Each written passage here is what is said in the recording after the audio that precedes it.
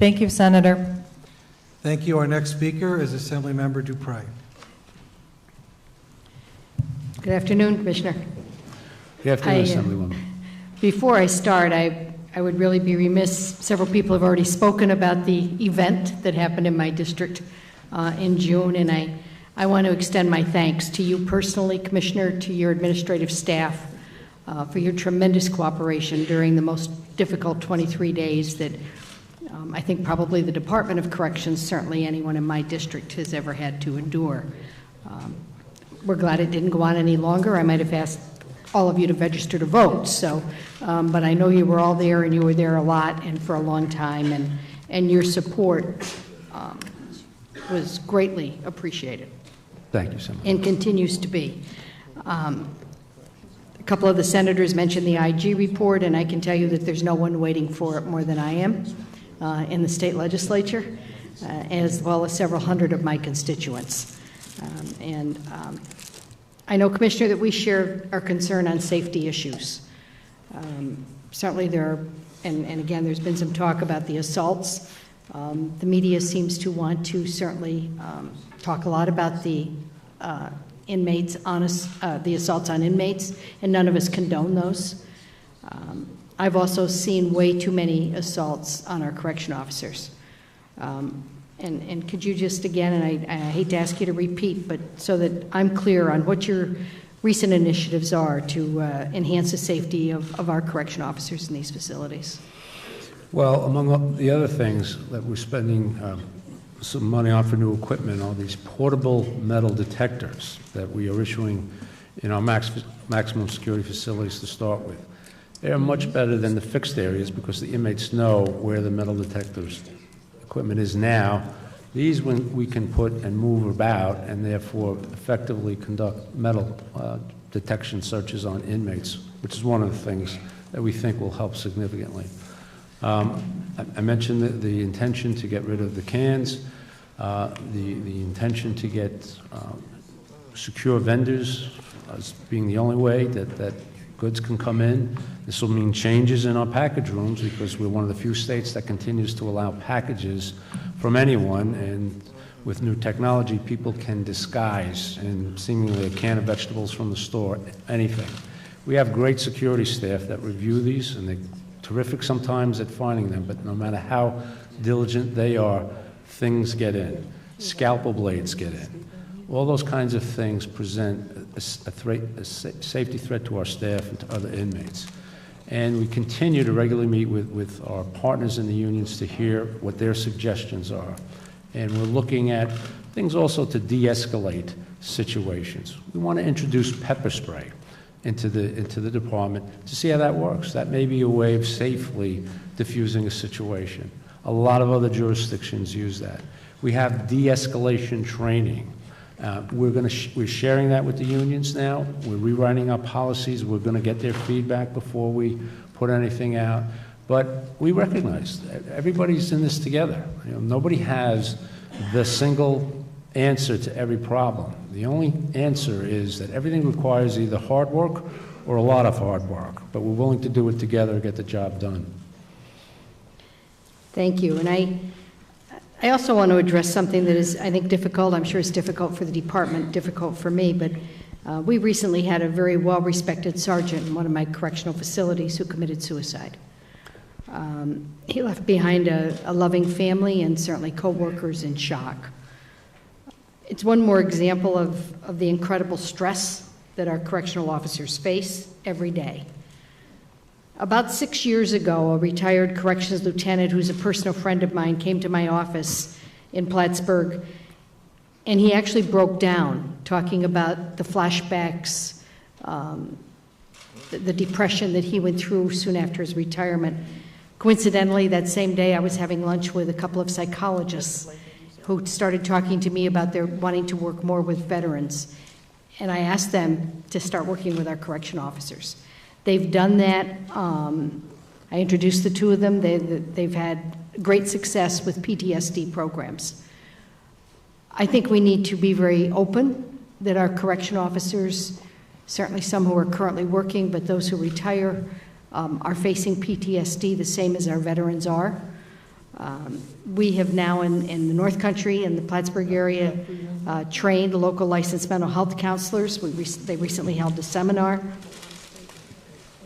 Commissioner, I know you're trying to reach out to those in need in my district, but I'm also concerned, and I believe we've done that pretty well. I'm concerned about correctional officers across the state.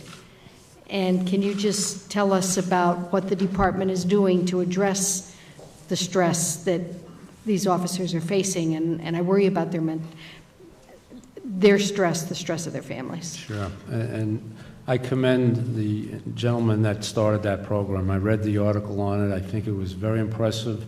I think people don't realize the nature of the job, mostly for correctional officers with distress, but for all staff working inside a correctional facility, what they face every day.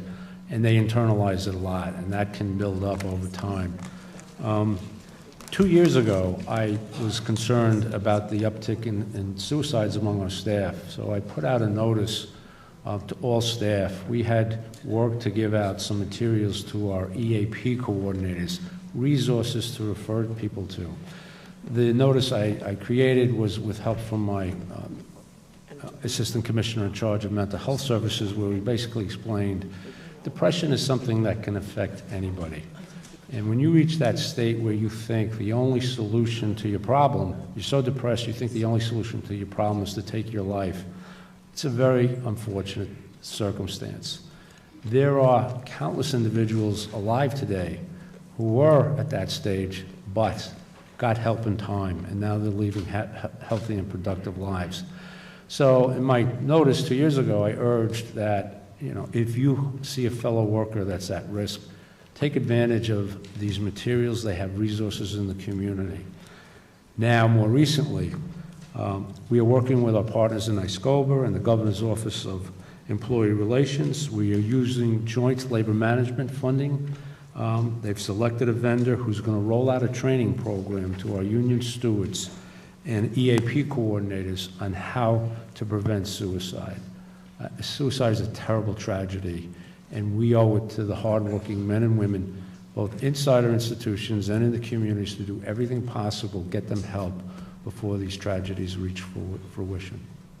Thank you. I know my time is up, but thank you for that answer. It's certainly something that none of us want to continue to deal with. Thank you. Thank you, sir. Thank you very much. Our next speaker is Senator Funke. Thank you, Madam Chairwoman. Commissioner, thank you. Good afternoon. For the challenging work that you do. I'd like to talk to you about parole today and what's going on in my particular district, Monroe and Ontario counties. Thomas Johnson III was a parolee who murdered Rochester police officer Darrell Pearson. Johnny Blackshaw Jr., another parolee accused of killing 3 people outside the Boys and Girls Club in Rochester. David Aldegood, another parolee accused of shooting up a bar in Gates and killing 1, injuring 6 others. Michael Carruthers, released on parole and only hours later, raped a 14-year-old girl. The list goes on. People in my community believe that if the parole system is not broken, it is severely cracked. We have 30 parole officers in Rochester, responsible for 1,200 parolees in Rochester Metro with 3 cars. They tell me the cars have about 150,000 miles on them, too. Have parole issues become lost in docks since the two have been merged together? Because it sure seems like it to me. How can we better ensure the public safety, the safety of our community, the safety of these parole officers as well? How can we better have parolees reporting when they're supposed to report? And what's being done to address those issues, please? Senator, your points are very well taken, and the community supervision aspect of this agency is extremely important. When the governor merged these 2 agencies, his vision was there should be a seamless transition between when a person enters the front door of a correctional facility throughout their incarceration and then released into the community to continue with the services. And at that time, even though I had many, many years of experience and worked with the Division of Parole, I really learned firsthand the tough job parole officers do. It's tough enough dealing with some of the convicted felons behind the walls where you know they don't have access to guns, but in the community, when you're doing a home visit, you don't know if he's on drugs, you don't know if there's a gun in the room. and our parole officers are very professional, very well trained. What is going on in Rochester has caused this great concern, and we've rolled out several important initiatives that we think are making a difference. First and foremost, before someone is released to the Rochester area, we have a screening process so that if they are identified as what we call a high-risk parolee through our risk and needs assessment, we first arrange for that person to get closer to a facility so that they're not traveling a long distance. We then put GPS bracelets on them at the correctional facility. We then transport them to the field office for their official report so that there's no break in the release, so that they're not in the community before they officially understand, yes, I'm a parolee, I'm still serving a sentence, I'm subject to jurisdiction. We make sure that we have the right individuals on the right supervision level, and we work with our local law enforcement partners. Recently, we joined forces with our BSS unit, our OSI unit, to conduct a initiative whereby we would round up absconders in the Rochester area. I forget the raw number that we ended up with, but by all accounts, it was successful. Local law enforcement welcomed the cooperative initiative. We just recently did one in New York City that went over very, very well, and the police commissioner acknowledged us in that effort. So we envision continuing to do things along those lines. The vehicle issue you mentioned has me greatly concerned. We've been working on a business plan, which I was informed today has been approved by OGS. So instead of the existing ratio, and I can get the exact ratio, I have it in my notes somewhere that we'll be moving to, but over a 3-year period, we are going to acquire a lot more vehicles that are going to be going to community supervision. The first year has been approved, so we will be, I think, spending about $800,000. I think the number is like 37 or 38 more vehicles for use by parole officers so they can do their responsibilities. One quick question. Assemblyman Peter Lawrence and the police chiefs of Monroe County have suggested expanding the database within police agencies on parolees so that if it should happen that a parolee is stopped, a police officer could make an arrest right then and there. Is that something that you would support? Well, right now, if we have already lodged a absconding warrant, that's on a system that anybody can acknowledge, and any police officer in the state can take someone into custody based upon the fact that they're a parole absconder. Thank you, sir. Thank you. Our next speaker is Assemblymember Lenthal. Hello, Commissioner. Hi, Assemblyman. First of all, I don't want to give you too much praise, but I have a great deal of affection as well as respect for your knowledge, not only of corrections, but also of the sentencing law, which we studied together, which I studied, and you knew. And I learned a great deal from you when we served on the Sentencing Commission together. But I, too, want to talk about parole, but a different aspect of parole, which is the parole board. And I looked at some of the proposals that the governor has propounded in order to open up parole to the public regarding having people come in to watch parole or video of the live interview of the interaction between the parole board and the inmates. And my question is, when I looked at this proposal, it looks like a sunshine law, but then after reading it or understanding it, it sounds like it's designed to keep people in prison. Because I don't know how an inmate in the prison would be forthcoming, or the parole board folks would be able to ask appropriate questions, given the fact that they know they're on tape.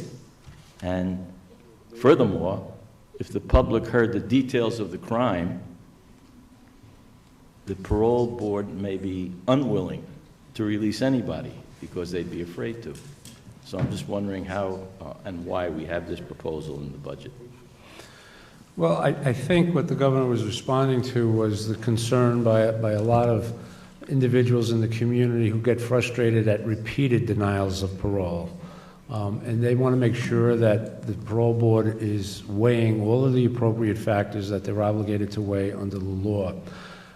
She's not here today, but I have the utmost respect for Chairwoman Stanford. She's a terrific individual. She's provided great leadership to the board. In my conversations with all the individual parole commissioners, they want to do the right thing. They really do. They want to weigh the entire record that an inmate has done. No inmate can go back in time and change the original crime. That's fixed as is.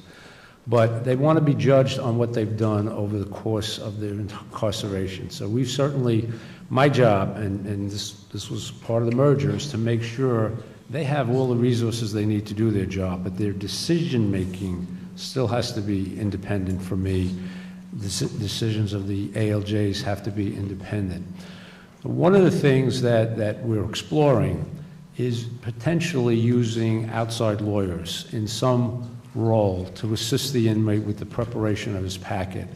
The governor reached out, and there are a number of lawyers who are willing to come forward as part of the Pardon Initiative and the Clemency Initiative. And I had several staff members participate in a webinar to train them so that they could understand all of the different documents that are part of our documentation, what the commitment means, what program participation means, what a disciplinary record means. Some of these lawyers who might be taking on inmates for clemency applications might also be tapped for responsibilities along this line to potentially help an inmate prepare his package and appear before the parole board. So there's a lot to be discussed. There's a lot to be considered. It's not a black and white issue. It's not easy to get people into our correctional facilities. A lot of the parole board hearings are done by televideo, so it could be possible that somebody could be at a remote site and listen to what's going on. We certainly support transparency, but we also want to be fair to everybody. And isn't it also true that in parole hearings there are certain facts that never come to light, either in video or at the parole board, because there are confidential communications between the district attorney and the judge, as well as others who may have their thoughts not ever brought up at any of these hearings. So the public would be denied knowledge of why somebody was denied because of those confidential communications. I'm reluctant to give you a hard and fast answer. I know the crime victim statement is absolutely confidential. The inmate never gets it, and we take extraordinary means to make sure that that gets delivered to the parole commissioners at the time of the hearing. They take that into consideration. I'm not sure what the practice is if a district attorney writes a letter. I'm tending to think that it's part of the record that should be made available, but I don't want to give you a definite answer. I'd have to check with the Board of Parole. Thank you, sir. Senator Ruth Hassel Thompson. Thank you, Madam Chair. Good afternoon, Commissioner. Good afternoon, Senator.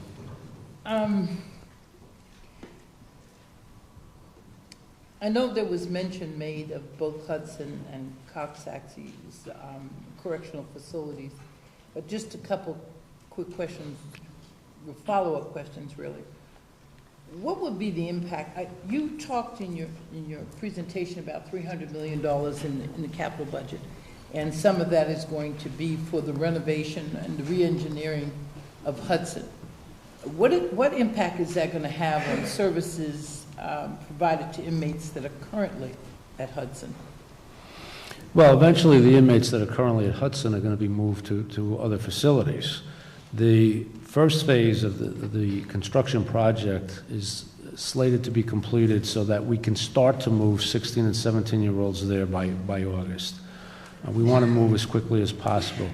The existing inmates that are there will continue to get services while we're still doing the rehabilitation. Gradually, they will attrit out, and eventually, for those that remain behind, we can transfer them. We have enough vacancies throughout our system.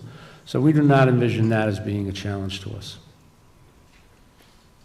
And you know I want to ask you, how is that going to impact close to home, but I'll leave that for another day. Tell me about Coxsackie. You know, will those housing units be modified to reach the goals that are aimed at our age-appropriate behavioral modification protocols? We don't have any further construction changes planned for Coxsackie. These changes were already made as part of the first initial settlement we made with NYCLO. So Coxsackie has a general confinement unit. I forget the number of beds. It's either 15 or 30, and then a comparable number if we have to segregate an inmate for disciplinary reasons at Coxsackie. The Coxsackie will be used for 16 and 17-year-olds going forward who require maximum security placement. No, that I'm aware of, but how does, looking at Coxsackie as it currently exists, is it part of the developmental plan to meet the goals of this new population? Yes, That's the question. it is part of the goal. Okay, tell me a little bit about the hepatitis C crisis that's in the prison population and what's being done to address the rising costs and the proliferation of this disease within the populations. Well, rising costs are something we really can't control. If you need treatment, we have to provide it. Several years ago, it was triple therapy. It was pegylated interferon and ribavirin and a protease inhibitor that combined for the treatment. Now there are new treatments. The cost could be $84,000 for a treatment round. It depends upon the extent of the disease, and we have to provide it. If we have to offer it, and we have to provide it. I think there's a new law that says that you have to offer the test to everybody between the ages of 45 and 55. So we are doing that, and those that want the treatment, we have to provide it to them. And we also have arrangements to continue the treatment in the community as well, so that we hook them up as well. But it is very expensive. It could rise as much as up to $24 million for that this year. That rolls over into my last question, because my clock just seems to be ticking faster than anybody else's. But the aging and the medical costs for older patients, what is being done to do consideration of release for this population? Looking at the $16 billion additional for this population, is nobody cognizant of that? No. Good point, Senator. We're very cognizant of it. No. I don't mean you. But I mean people outside, because we keep talking about the rising cost of everything. But these are people who pose absolutely no threat to public safety, and yet we are keeping them in a facility that exacerbates an already bad condition, and it's costing us an extra $16 billion. Everybody wants to be a cost saver, but that's not a consideration that we're making. Plus, it's inhumane. Let's not leave that out of the equation either. Senator, medical parole is an avenue that I personally would like to use more. We changed the law last year to try and short-circuit the cases where certain nonviolent inmates who are terminally ill can avoid the parole board appearance, and instead I can make that decision. But the list of crimes that make you eligible are very narrow, typically like a drug offense. Drug offense sentences now are very small compared to what they used to be. So typically, you have to be inside for a while for a terminal condition to make itself known. There have only been 2 cases, there's actually been 3 cases so far. And what I've done is turn them around very quickly, but unfortunately, the individuals died before the requisite time frame within which I had to get feedback, because the law requires me to do that. I have to write to the judge, I write to the sentencing court, the district attorney and the defense lawyer, and I have to allow them a period of time before I can make it official. But the list of crimes is very narrow. I've instructed my chief medical officer, because he's the one that forwards the case on to me. He sends it to me by an email. I try and answer him the same day. I look up the case, I look up his description. If I have any questions, I will ask him. And I get a million emails, but I've told him if he doesn't get an answer from me that day, the next day, get back to me, because I don't want any delays. I'm very sensitive to the humanitarian aspects of this. If we can, if at all possible, these individuals deserve to die with dignity in a setting other than a correctional facility. But for those that do stay in our facilities, we do have hospice programs within our regional medical units. We've trained inmates how to be hospice aides, how to be the companion, because we don't want anybody to ever die alone in our system. And we are looking at ways to try and expedite the process. I know there's a lot of frustration. People want to see a lot more medical paroles. We get it. We're going to be taking steps to look, how can we improve things? My initial inclination is we probably have to start backing up the decision a little earlier so that the normal process that has to be followed, the letters that have to go to the district attorneys, et cetera, can go out earlier. The challenge is, the standard you have to apply is that you have to be convinced that the person is too sick to present a risk of harm. What does that mean? If you're, if you can fire a gun, are you potentially a risk? So we're trying to weigh and balance all those factors and accelerate the process. It's not easy, but we definitely want to make a lot more progress in that area.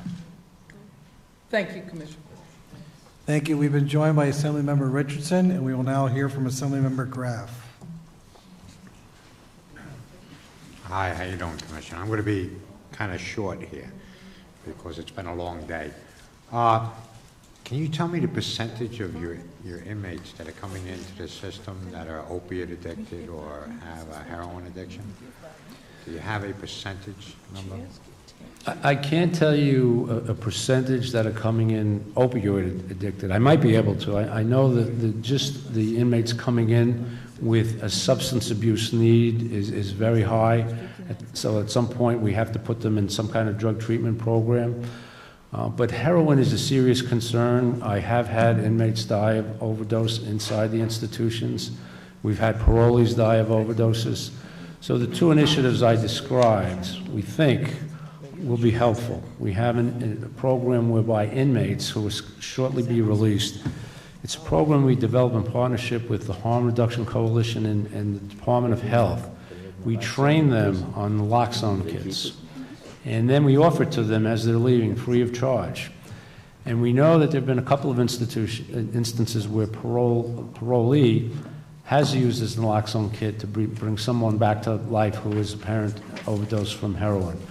We're also the first state agency that's approved by the Department of Health for our nurses to give the injectable naloxone to any inmate or visitor, volunteer, whomever that apparently is suffering from an opioid overdose. So this is part of the governor's initiative. We're trying to take all reasonable steps, but it is a rising concern. There's no question about it in our community. It's becoming a big problem, would you say, in your population? When you're getting new inmates, this is becoming a big problem with the heroin or some type of addiction?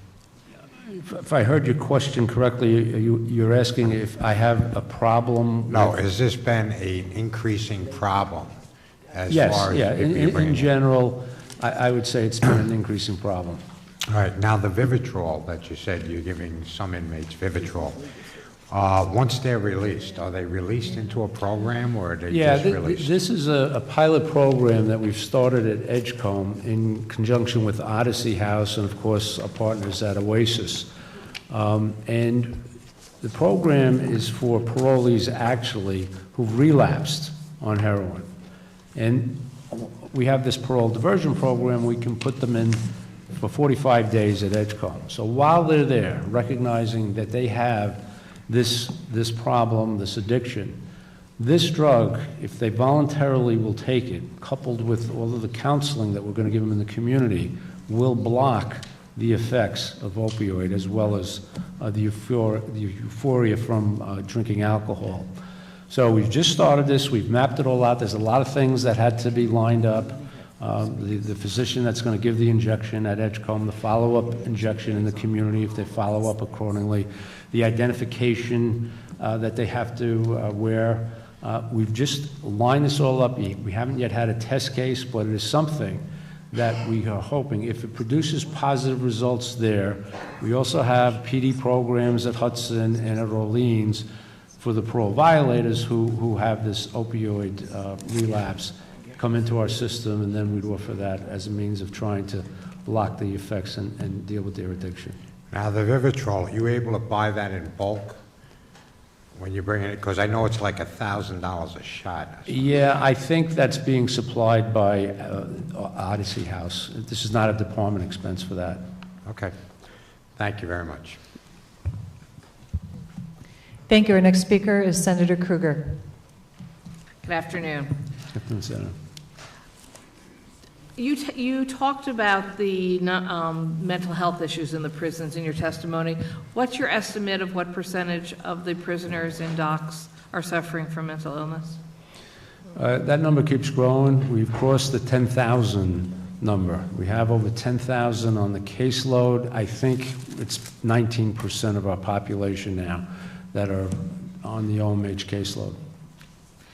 And as we are releasing people from docks back into their communities, how is the system of ensuring they are processed for Medicaid before they leave prison going? Yeah, that's a big initiative on our part to enroll as many inmates as possible into the Medicaid program. We've prioritized which inmates we should put to the front of the list, so to speak, the ones that might gain illness, the elderly inmates, et cetera. I think we're averaging something like 500 and some odd registrations per month.